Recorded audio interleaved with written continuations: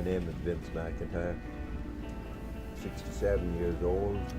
I was born in the west of Ireland. I'm a farmer and I do work with various jack of all trades. I call it.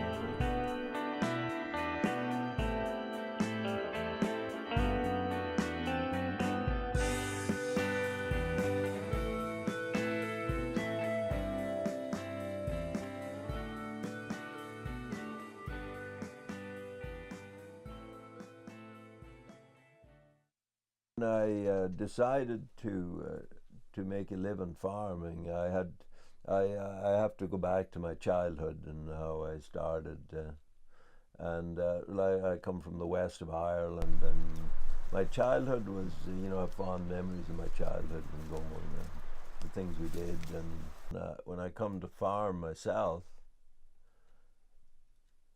and I like horses, I like the idea of horse farming, and it's a clean way to do it, and it also takes a lot of skill. I decided that's the way I wanted to do it, and also some of my land was not very suited to tractors. The land that I had access to, because it was side hill and sloped and all that. And in the old country, that kind of land was that was the most practical thing to use on it, was horses. And I decided that's the way I was going to do it. And I still do it that way. Still most of my a big percentage of my land work is done with horses. And I have an apprentice that's getting quite skilled at I'm getting old for now, for long days of ploughing, so my apprentice is beginning to do most of that for me. Yeah, I know what probably going to draw. And I just like the animal way it is. Draft animal, as opposed to using a machine to do it. Whenever I can, I'll use the horses to do stuff. Yeah. My alone time is precious to me, and I have. I'm not really a type that will go visit, but most of my connection with people is through the stuff I do, and that was probably another reason why I'm not fond of machinery and tractors and so on, because it cuts out your communication with people. And though I find that the more mechanical advantages you get, the less need you have to communicate with people, and it dehumanizes the whole thing, and I think that's what's wrong with one of the things that's wrong with industrial agriculture, is it's a lonely life. You have all the machinery you need to do everything.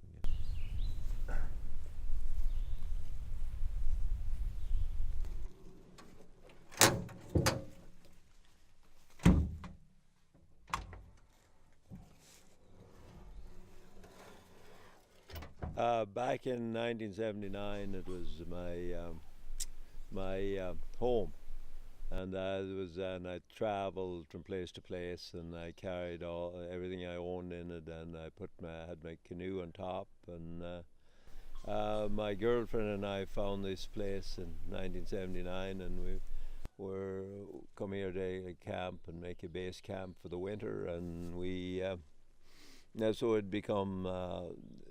Yeah, I didn't realize back then, but that was his last voyage when I come up here, and I it slowly become the library, because my wife had a lot of books, and I had a few, and we had a place to store the books that was relatively well sheltered. So over the years, it accumulated a lot more books, and now it's known as the library.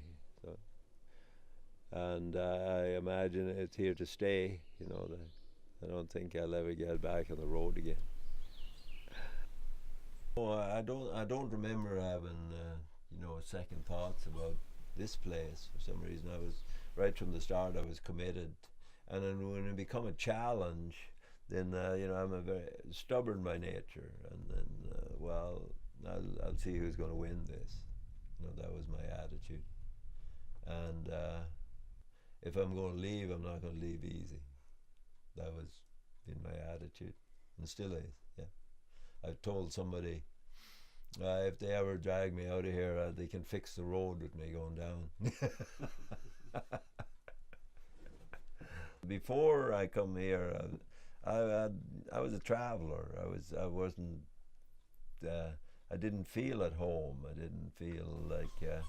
But when I come up here and I watch the sun rise and set and around Willett in the wintertime, where it comes up and then goes behind the other peak and then comes up again. I all of a sudden I got in touch with the movements of the stars and the moon in one out of one place, all that, and it oriented me towards this place. Even though, you know, it took me a long time to really feel at home here because of the sort of tenure I had, because I didn't want to get too attached to the place. I didn't know who was going to, how it was going to go. I never did. I still don't. You know. But I feel more comfortable now that at this age in my life that